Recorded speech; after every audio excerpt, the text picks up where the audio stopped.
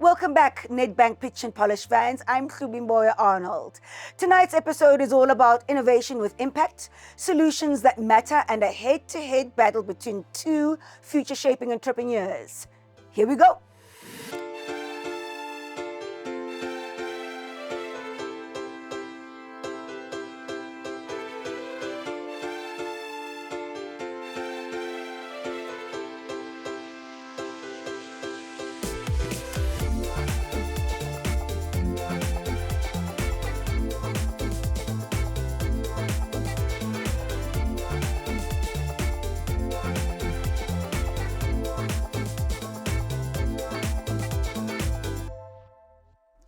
Sure, it's been a wild ride through round two, and we're not done yet. This competition has tested our contestants' confidence, clarity, and courage, and with every pitch, the pressure climbs. So, what's the leaderboard looking like? Let's take a peek. So far, Kate of Akani Paints and Prudence from the Kitchen Wrap Company have secured their spots in the semi-finals. Tonight, either Orion or Vanessa will join them. Who do you think it'll be? Of course, our contestants will tell you that all of tonight's pressure is worth it for a shot at that ultimate prize, a business growth package made up of 650,000 Rand in cash and a bursary worth 350,000 Rand for a Race Corp incubation program. And none of this would be possible without our amazing sponsors, our title sponsor, Nedbank, program organizer Race Corp, and venue sponsor, the Business Exchange. We've been doing this for 15 years, and with your continued support, I know Nedbank Pitch and Polish has at least another 15 to go. Back to tonight, and it's Orion or Vanessa going through. Who do you think it'll be? Let's find out. It's time to welcome this evening's first contestant, Orion, representing his company, LiquidGold Africa. The stage is yours, Orion. Good afternoon, judges. Hi, Orion. How are you doing? I'm all right, and you? Good, thanks. Are you ready to pitch? Absolutely. So I've never been ready than now. So, Okay, and you know there's 2 minutes. yes.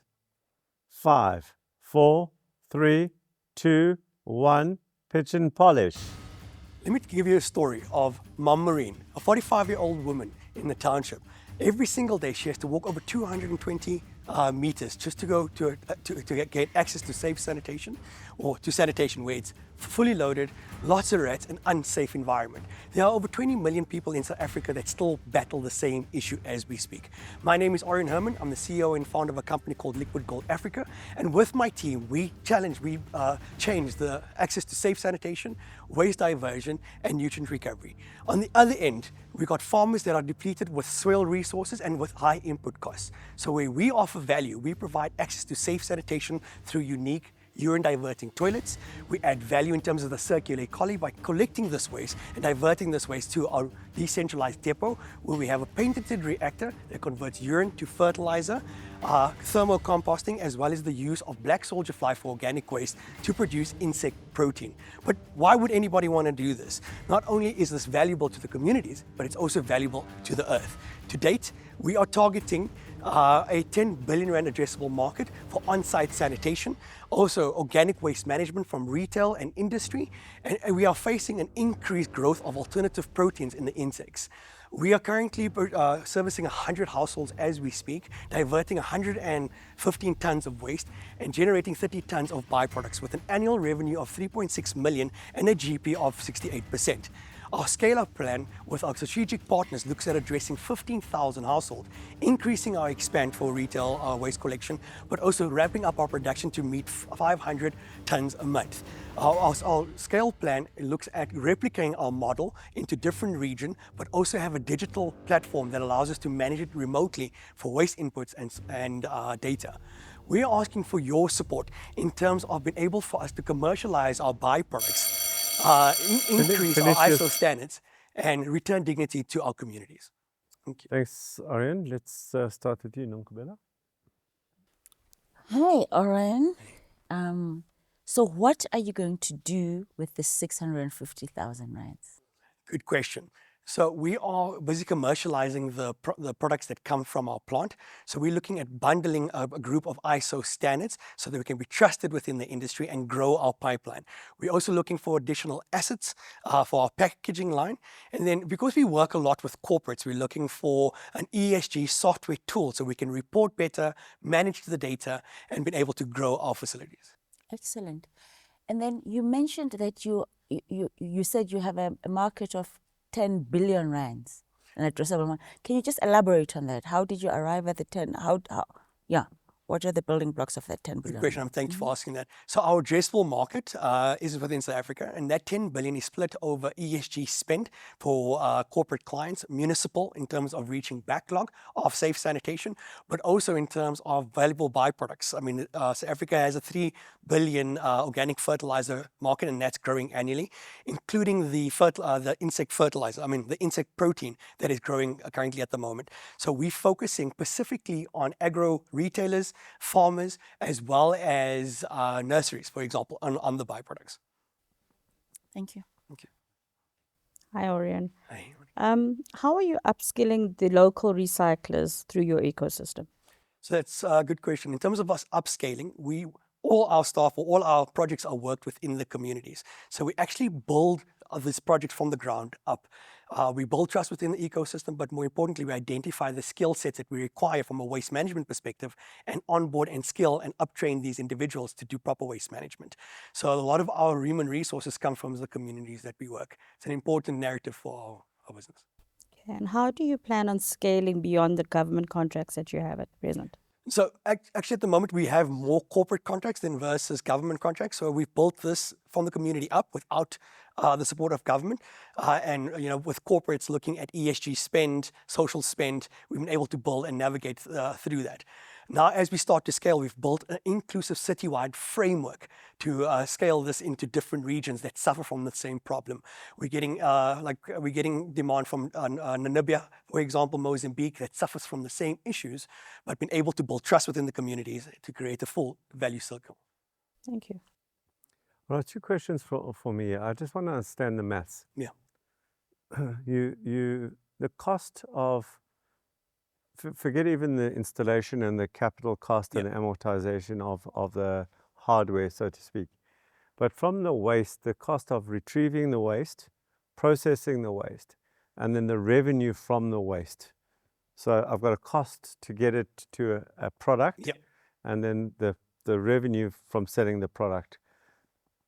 You spoke about a 68% GP, right? I think that was what you meant. Is that included in everything I've just said?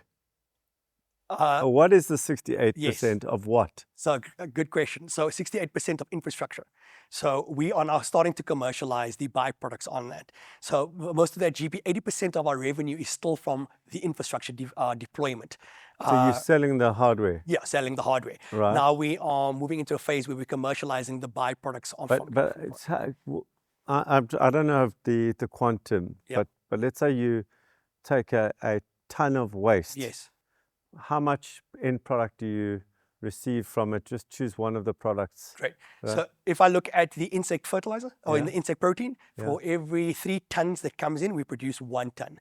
And then there's an additional byproduct in terms of the fertilizer that comes from the process. So in that 1 ton, you sell that for what? And it costs you what to get from 3 tons to 1 ton, including they're going to receive them? Are going to retrieve the waste. So in order for us to generate and create the byproduct of the insect protein, to the market, we're selling at 9,700 per ton. For our input costs, and that's including labor, logistics in order to collect energy and then feed, costs us around about 3,500 to 4,000 on that in order to produce. But we're not selling the tons, we are selling smaller bags. It's got a higher market. Yeah, but so it's about 100% markup, 50% GP. Correct. On that. On the byproducts. On the end product. Correct. And is that across urine as well? So the urine is a little bit more expensive because of the way we treat. The GP on that's close to about 45 to 50% GP on that. And then with the insect fertilizer, which is the frass that comes out of the process, is just an additive benefit to it. Okay. Yeah. All right. So the end product is still commercial. Correct. All right. So let me ask one last question here. Are you a social enterprise or a for-profit enterprise? We are set up as we are set up for for-profit. Or we set up as a But no, normal. that wasn't the question. I didn't say what you set up for. My question is, what are you? We are set up as a for-profit organization. So we've So got a you're a social purpose, but we are set up as a for-profit organization. Okay. Thank you, Orion. Thanks for your pitch. You may leave. Thank you so much. Thank you. Thoughts? I like it. He's very technical. He knows his business inside out. He's looked at all aspects around how to make a profit, how to keep it sustainable. He's got the social elements to it. I think it's just a great business. As per round one, he's poised, he knows his stuff, he's on a ticket to success. Yeah. And the social impact is, just catapults him to another level. Yeah. I thought it was a great pitch. I've been doing this for a while. I would want to run those numbers, because if he's done that, and it makes so much. That's why I was testing the end product commercials. If it's that good, capital chases profit. So I'm wondering if it is that big. If you have 50% GP on a company this young, with its technologies evolving, I've got a curiosity to dig deeper to say because you heard when I was asking, is talking about, actually I meant that, not that. So yeah, but a great pitch. But let's get scoring. Right. Orion, you look dapper for round 2. Thank you. How are you feeling? I'm feeling good. My pitch wasn't as great as anticipated, but I'm feeling good. The questions were really, really tough this time. But overall, yeah, I'm happy. I think last time, pinch number 1, the judges were having a hard time just trying to wrap around your business and the business concepts. Yes. And I think they get it a little bit more this time. Did you sense that? Did you feel that? Yeah, absolutely. I mean, the feedback we got from the first round was focused on value proposition. Who are we serving? I think that came out a little bit Very better. clear, yeah. So thanks for the polish. But yeah, it's getting better. You can hear the value proposition come through a lot better. So for that, I'm grateful. How are things with your mentor and your guide? Brilliant. She seems to manage to get out to the best out of us and knows how to turn our story and make it more concrete. So absolutely loving it. She's on a winning streak. That's all I can say. That's it. Thank you so much. Appreciate it. That was a passionate, purpose-driven pitch. And Orion kept his cool even when the judges pushed him hard on the numbers. There were a lot of questions around costs, rollout, and long-term viability. And he stood his ground. But will it be enough? Now, let's cross over to Orion's opponent, Vanessa Snyman of Vez Technology. Vanessa, let's go, girl. Hi, Vanessa. Hello, judges. What do you have there? Over here. Mm-hmm. So this here is my bait. Your bait. My bait. Yes. My bait that will hopefully get me into the semi-finals of the competition. So our mouths are wide open. Tell us what you're baiting us with. Okay, so these are 2 test tubes. Right. Exactly the same chocolate dipped spoons. Don't worry, cooking chocolate. Exactly the same wooden spoons. Only in this one, I'll be adding the raw BATP bacteria so that you can see in 2 weeks or within 24 hours which one wins the war on waste. So what is that you're pouring in?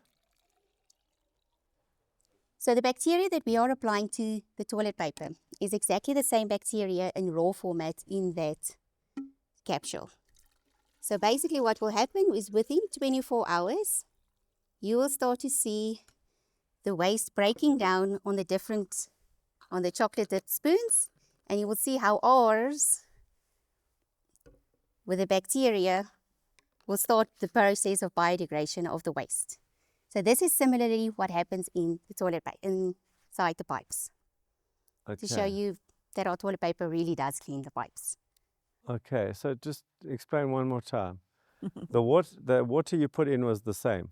Exactly the same You've water. treated one of the spoons differently from the other spoon.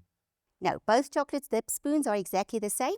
I've just added the raw BATP bacteria in a little capsule Okay, I inside cannot there. see that. I That will could not start see that. dissolving and it will Okay. break down the waste. All right, we cannot see from this far, but now I understand. Yeah, I Okay, I was thinking the two were the same. All right, Vanessa, 5, 4, 3, 2, 1, pitch and polish. You know what stinks? Well, besides load shedding potholes and office coffee, our sewage systems. 39% of municipal wastewater treatment plants are in a critical condition, and we're seeing a 332 billion rand sanitation crisis. And flushing, let's be honest, is starting to feel like an act of hope. But what if I told you the solution didn't start with some fancy government tender, but with your toilet paper? Hello everyone, I'm Vanessa Snyman from Vestec, and we manufacture South Africa's bioactive toilet paper, South Africa's first roll that doesn't just wipe, it works overtime. Ordinary toilet paper remains a one-flush wonder. Ours has been infused with an internationally patented, unique blend of beneficial bacteria that release different specific enzymes which break down the organic waste inside the pipe, resulting in less odors, less pathogens, and less blockages.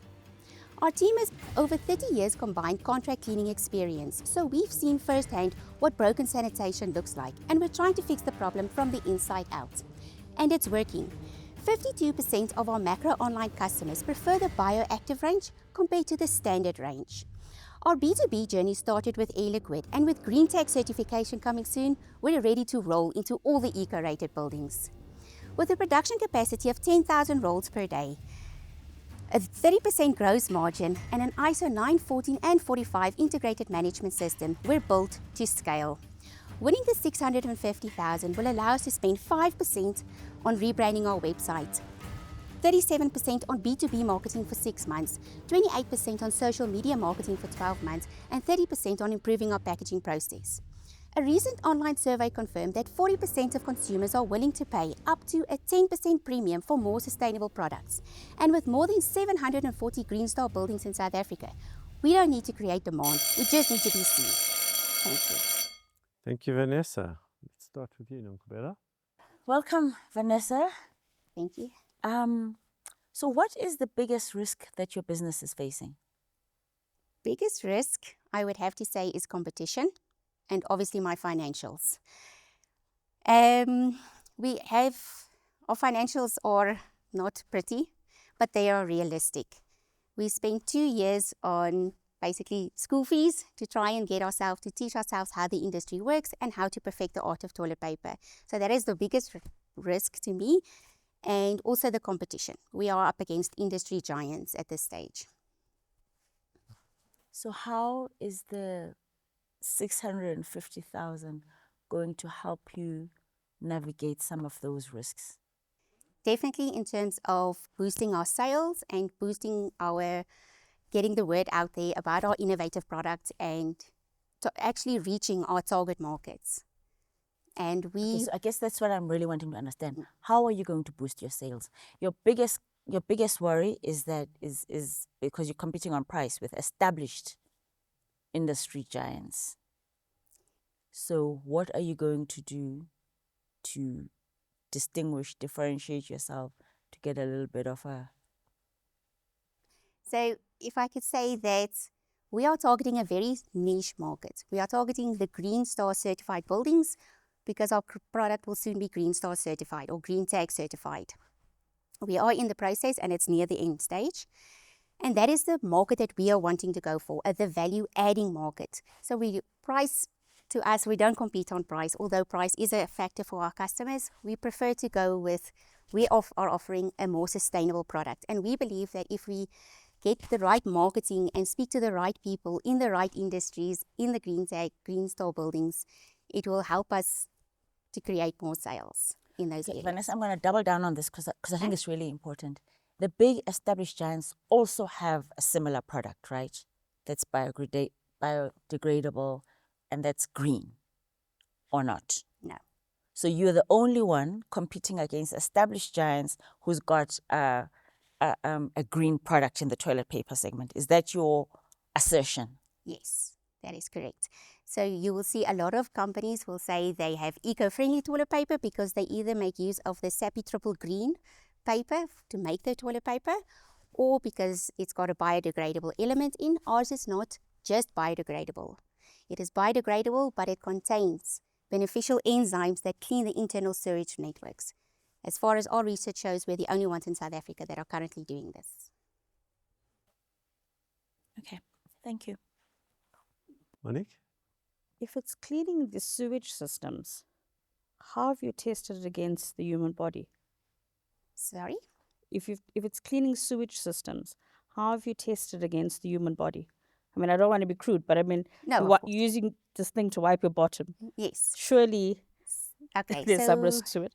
our products have been tested twice through 4 dermatological tests, and both times they've been passed. And I'm going to add that the bacteria that is applied to the toilet paper is naturally occurring bacteria. It is good bacteria, and it is not genetically modified, and it's naturally occurring. And even if it had to come into contact with your skin, your body's own immune system is programmed to fight it off, the little bit that would happen to come into contact with your skin. So it is 100% dermatologically safe. Okay, so also then from a sales perspective, your margins are very low in the toilet paper industry. What, to just add onto the question, what stops bigger businesses from copying it, getting the same microbes or to copy it? So for this specific 5-strain bacteria that we are using, it's based on an internationally patented application, and we have sole distribution rights for SADC territory.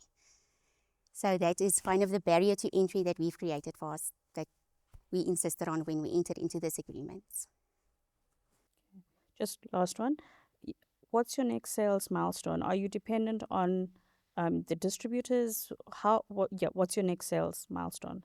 So our next sales milestone would definitely have to be to land at least 3 Green Star certified buildings, and those contracts before the end of the year.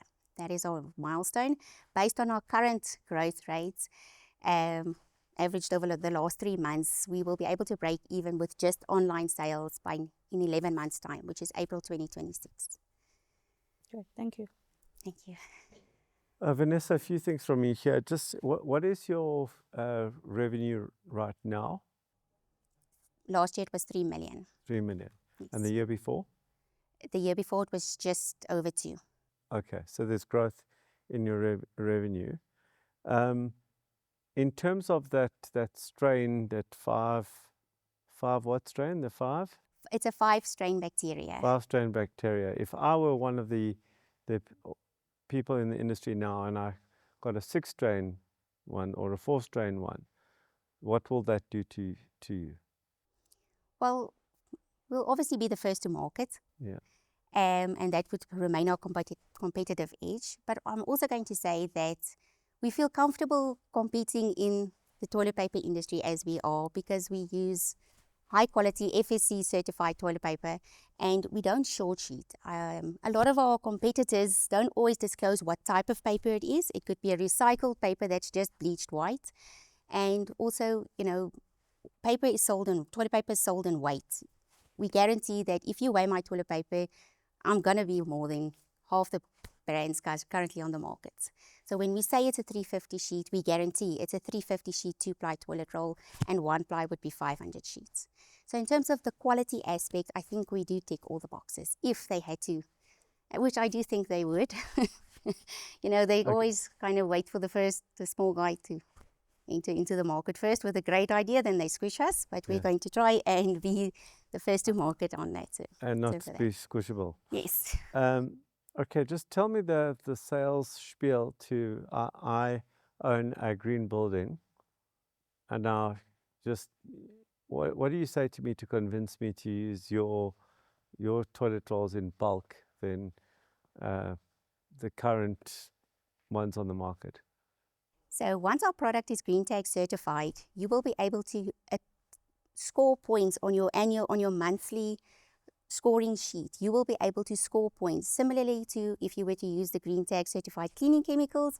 You will now be able to gain points, sustainability points, for using a green tag certified toilet paper within your facility. And you provide the proof that they've purchased that? Yes. Okay.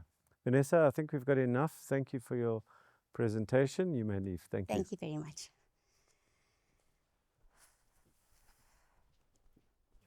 So what are your thoughts? Well, I thought she gave a good pitch. I thought she was poised, she knew her business, she was well prepared. I do think that it was improved from the last time in terms of the pitch and the delivery and on all of that. But I do have questions about her business. And in particular, I don't buy. I mean, she says that she's the only one with a 3-strain or 4-strain bacteria. 5 Is it strain. 5? You confused me because you introduced 3 The and 4 4. and the 6. Whatever. But she's only, I mean, the toilet paper market in South Africa must be billions and billions and billions of rands. She's only got 3 million rands of it. I'm not convinced that Procter & Gamble or anybody else could not wipe her out in a day. Excuse the pun. Excuse me. Yeah. Yes, excuse the pun. And I don't think she's got enough protections for that. Yeah. Yeah, I'm true. not persuaded by how the 650,000. I mean, I think there is a definite market for what she's doing, a real market, but I don't know. I don't know if she's quantified clearly how big that market is and how she can maybe even extend it better. She's talking about social marketing. Yeah. Okay. Your thoughts? I really liked her pitch. Compared to the initial video that she'd submitted, where you really saw her personality come through as an entrepreneur, her first pitch, you didn't pick that up. She watered it down a lot. This time round, you're seeing her come through again as the leader and the forefront of that business. I really liked her pitch. I think that it's improved. I think it's brave of her also to take on the bigger giants and to make sure that she's put those moats in place to say, okay, I have to have the certification. I have to get this particular, leverages in order to protect myself. So she's not oblivious to the fact that she's a very small player, and she's not oblivious to the fact that, listen, a larger corporate can step in and steal my idea and probably scale it quicker than what I do. I like the fact that she's thought through it and she's prepared to take on the challenge. Yeah, I also I enjoyed how she responded to your risk question when you asked her and she said, my financials. I found that the most appealing part of that is that she was not duping us. She represents the fight of the entrepreneur out there. If I think about the entrepreneurs I'm exposed to, their financials look terrible, but there's big hope and there's a big product opportunity or service opportunity. So I love the way she responded to you. And I always think about this in terms of what this competition is about, and that is, what will our 650 do for her? So I like that pitch. I found it honest. Yeah. I think that if I labeled it, it was honest. Yeah. I All can right, agree with that. let's get scoring. Vanessa, you're nice and tiny. You're my size. You're so huggable. I just want to say well done. So that is round 2, pitch 2. Yes. Is it getting easier? Not at all. It's still nerve-wracking. How are you feeling? How do you feel that it went? I think it went well. Yeah. I'm confident. I'm not confident. I'm comfortable. I was Yeah. able to answer all the questions. Yes. I managed to get my little experiment in, which I'm Yes, grateful you for. did. Let's hope that's enough bait to lure me into the next round. And but I think it went well. But I'm going to be honest, I'm up against entrepreneurial rock stars in this competition, I know. and it's tough. How is your relationship with your guide? Brilliant. He is a magician with numbers, and Yeah. he's just basically helped me to understand, what my numbers actually mean. I mean, you see a balance sheet and it's, okay, look at these assets, liabilities, you think you know them, but he helped me to interpret them really perfectly, and I was able to articulate that, I believe, in my pitch. Let's see what happens in the elimination challenge. Thank you. All the best. Thank you so much. I must admit that I'm a little disappointed that I won't get to see the results of the experiment unless Vanessa gets through to the next round. But nonetheless, that was another business with an interesting and innovative twist and another confident pitch. 2 entrepreneurs, 2 very different innovations, both tackling sanitation and sustainability in clever and compelling ways. But only one can take the next step. Let's find out who it is. Hello again, judges. Hi there. So we've seen in round 2, it's about the spirit of improvement. We've just seen Orion and Vanessa. Judge Nonkubela, who do you think improved the most from round 1 to round 2? I think they were both excellent pitches. Yeah. But I've got to say, from an improvement point of view, maybe Vanessa has the edge. Okay. Judge Monique? I agree with that. I saw Vanessa's personality come through very strongly in this pitch, which was great. Judge Nonkubela, you're always asking, in my opinion, if you had to win Nedbank Pitch and Polish, what are you going to do with this money? Why do you keep on asking that question? It's really important to know how the money is going to be used. Is it going to be used in, to further establish, support and establish and grow the business? Does the business, the entrepreneur, have a clear idea of what the business requires here and now? Yes. In order to get to the next step? Do they have a plan? Because also money is not always a solution. Yes. Sometimes money or too much money can lead to the downfall of a business if not applied correctly. So a lot of people just think that if I had more money, my business would necessarily not necessarily. Okay. So that's what we want to understand. Judges, let's talk about Orion. Judge Alon, you asked him, does he identify himself as a for-profit or social enterprise? Why is that important to you? Well, I'm an investor, Yes. and although I care about the planet, I also care about getting a return. Yes. So if he's in this competition, our philosophical lens right now is, are you going to be a sustainable business? Yes. Many social enterprises are not sustainable, and therefore my question is, where is he on the board? Is he on the one side or the other? So he quite rightly answered, I am for profit, which means, okay, I can listen now, but I'm still doing good for the planet, which is the right answer. I remember, judges, in his last pitch, we were all very confused not to be able to decipher where exactly his value proposition was lying. Is there a clearer incentive now of being able to invest in an entrepreneur like Orion or not? I do think it did come across quite clearly this time. However, he is very technical. Yes. So, and he knows his stuff. There's no two ways about it. But I think when you are pitching to an investor and you are pitching to anybody, whether it be a supplier or a potential customer, you need to be able to distill in what's in it for me as well. And that doesn't really come across in the second pitch, but it did come through in the first pitch. So yeah, I think he was in a good wicket when it came to that. So let's talk about Vanessa, who had an improved pitch in this round. Let's say copycats out there. Judge Monique, back to you.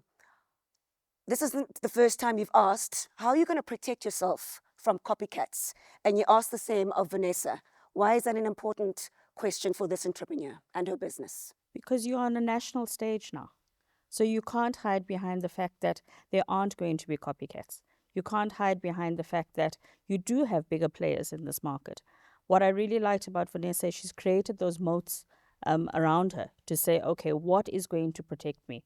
She knows that she's got big competition, so she's making sure that she has the certification in place. She's making sure that she's got the distribution in place. So yeah, it's really good that she has actually eyeballed the fact that she has copycats and she's not shying away from it. Judge Alon, she was very clear on her differentiating factor of her toilet paper against everybody else. Did that hold her in a good view for you, or did it pull her down a bit in terms of her and Orion? No, she's got a patent, which is very good. Yeah. But what often happens is that we say there's a patent for X, but there's also a patent for Y that does the same thing. And when you're pitching, it sounds very good to the audience, oh, she's got a patent. But I don't know enough technically to know if there's another patent for Y and Z out there that does the same or better, that negates the moat that she's created for the patent. So that's what I was trying to check for. Two very different entrepreneurs, two very different approaches to their business, and what we saw, two very different styles of pitching. Which one did you like the most? One of them. You too, eh? Uh-oh. Me too. I also liked one of them. Uh-oh. Actually, I like both Oh of them. gosh, me too. This happens every single time. I never get my way with these judges, but next up is that moment of nerves and anxiety for me, for you, the judges, and of course the entrepreneurs. Let's see which business stays and which business goes home.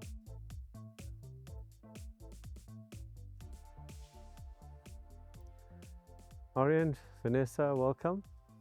Thank you. It's that part of the competition where we have to make a choice between one of you. And I found it quite interesting that, you know, when you randomly chose who to choose as your competitor, Orion, you chose somebody, as you said, from the same industry, which I find quite, I think that's quite interesting, Yeah. right? Because to me, both of you doing very important work for the environment, and it's if we had you in different groups, maybe there would have been a different outcome. But the dice were rolled, and we have to make a call. So Orion, you know, in terms of your pitch, I think it was a great pitch. It was such a great pitch. It flowed. It still was a little too technical. I think that's because of your background, but improvement from last time where I was, you know, there was question marks coming out of my head. Yes. I was a lot more confident that I understood what you were doing. And I really, truly believe that you are connected to the purpose of this business. And purpose is very, very important. Even though I asked you around whether you're a social enterprise or for-profit, as if one was better than the other. It's not that one is better than the other. It's that I need to know what lens I'm using when I'm judging, and I'm judging from a commercial lens. But purpose, no matter what business you're in, is important. And I feel that you're deeply connected to your purpose. And I think you understand your process very, very well. And we understood the process of, you listened to the last feedback very well. On the negative side, I think you didn't express the demand side. So you're saying I'm making all the stuff, the earth needs it. But I didn't hear, or we didn't hear enough of, and the offtake agreement, we can't cope with how much demand there is for it. I heard the GPs, that didn't come across strong enough. To an investor, they want to know that the demand side is properly taken care of. We know there's a lot of supply side, and we know there's a problem on supply side, but demand side is more exciting for an investor. So that was the one side. And competition, we've always got competition in a market, so express that competition a little bit more definitively. But I think your biggest downside from a let's say commercial perspective is when you speaking to somebody on this side who's been around and not just listening to your pitch, but thinking about your pitch. You spoke about the GPs, the gross profit side, and you had beautiful GPs, whether it's 50% or thereabout, the GPs were good, very healthy. But what is the net profit side in terms of if you're going to roll this out? For me, I understand this to be a big hardware installation cost. So that's going to be a huge amount of capital, massive amount of capital. What's the amortization of that capital, and how does that affect your net profit in the long run? So I get the GP on the product, fantastic, great, and that'll probably improve over time. But does the business model work when you add the capital cost and the amortization of the capital cost? And I never, if it does, I didn't pick up you speaking about that in here and saying that we're now at this volume, and if we go to that volume, that's taken care of. So now I'm sitting with this big, big question mark. Is like, I get the product's profitable, but is the business profitable? And that I can't work out. So you leave me with a massive question mark. Vanessa, let's go to you. I think what came across was the complete honesty in your response. Like when Nkubela asked you that question about what's your risk, I love the fact that you said the business model, business is basically in trouble right now, just financially. And which is the true story for 99% of small businesses that are growing in the South African economy today. So I immediately connected with you that you weren't, that you were telling the truth from there, which is a very important thing, is that when you're in front of investors, to get to truth quite quickly. Of course, you put your best foot forward, but telling the truth is very important. Your bravery came across, that also you're up against the big guys, and your bravery came across in your pitch. Your patent, a very important positive. But I listened to what you said. You said we've got the rights to this patent, right?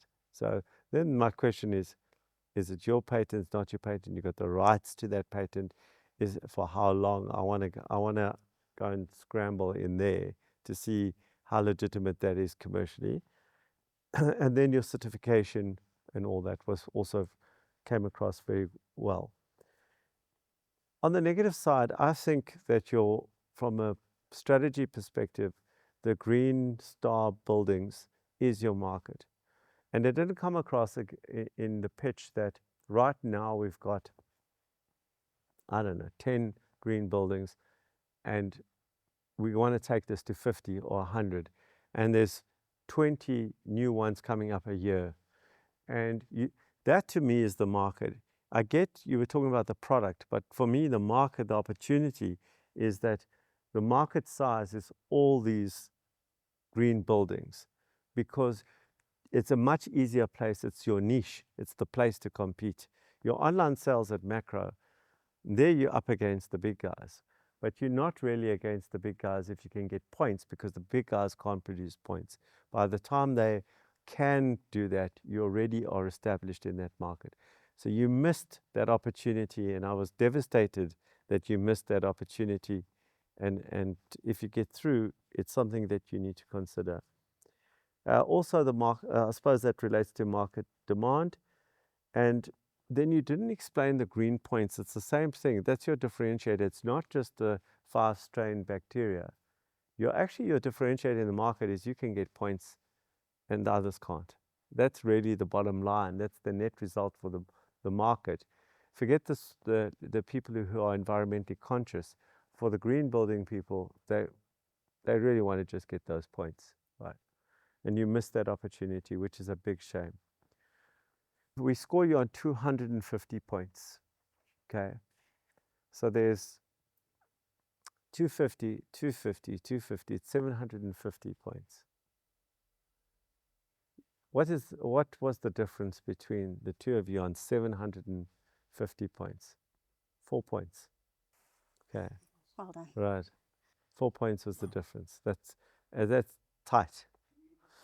So now we have to choose. So who goes through to the next round? Is it Vanessa or is it Orion? The entrepreneur that's going through to the next round is Vanessa.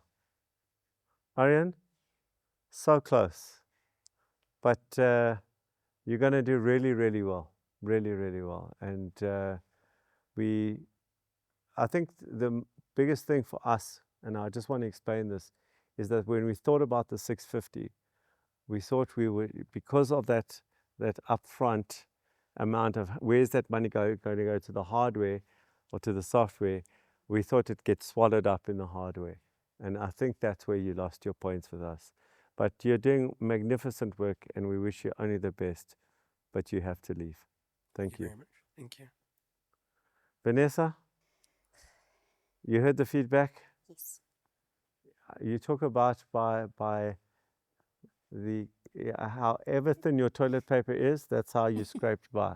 Excuse the pun again. Okay, you may leave. Thank you. Thank you. Congratulations to Vanessa, who will be moving on to the semi-finals. That means all our semi-finalists so far are women. Is that an indication that the future of business is female? Perhaps. I'd like to think so. Orion, the judges have described your work as meaningful, mission-driven, and needed in the world. And that's something to be incredibly proud of. We wish you all the best with your next chapter. Now, if you've been paying attention, this next bit should be easy. One question, one prize. 5,000 Rand to spend on whatever you like, from data to dinnerware, at the Avo Super Shop. Ready? Here's the question.